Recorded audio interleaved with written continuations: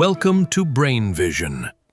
Hi everyone, so what we have is a long roll of manganese of width 2 meters, thickness 0.5 centimeters, and a density of 7,854 kilograms per meters cubed that's rolling off a mill. And this manganese plate rolls off at a temperature of 820 degrees C and is quenched in an oil bath to 51.1 degrees C, and this oil is at 45 degrees Celsius. What we're asked to find is the Q, or basically the heat transfer that is required to keep the oil at 45 degrees Celsius when we're changing the actual velocity that the steel plate is moving from velocities from 5 meters per minute to 50 meters per minute. So what we're going to do first is go ahead and write down the properties of our steel or manganese plate. So we know the density. Is going to be equal to 7,854 kilograms per meter cubed, and we know the constant, this heat value, is going to be equal to 0.434 kilojoules per kilogram degree Celsius. Now what we can do first is go ahead and solve for m dot in terms of velocity. Remember that velocity is the parameter that we're going to be changing to see its effect on the rate of heat transfer that results in the oil bath.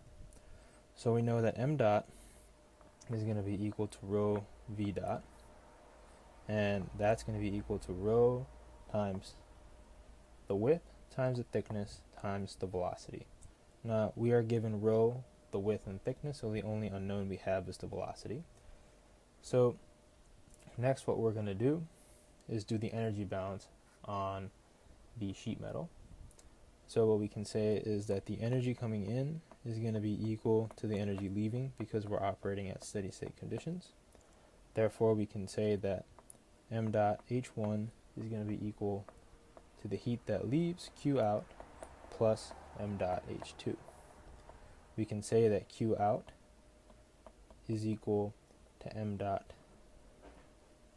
h1 minus h2, and by using the definition of Cp and T, we can say that that's equal to m dot times Cp T1 minus T2.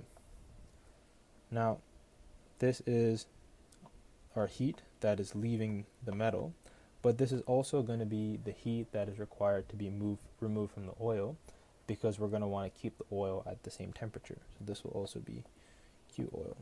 Now, what we've changed is the m dot. So the m dot is going to be changing as our velocity changes, and that has a significant effect on the heat transfer that's required to be removed from the oil, and the result of that is plotted here. So as you can see, we have velocity on the x-axis and we have heat transfer on the y-axis. As the metal plate moves faster and faster from 5 to 50 meters per second, we see that there is a dramatic increase in the heat transfer from oil that is required to ensure that the oil stays at that 45 degrees Celsius and it is constant. So there is a distinct positive relationship between velocity and heat transfer from the oil.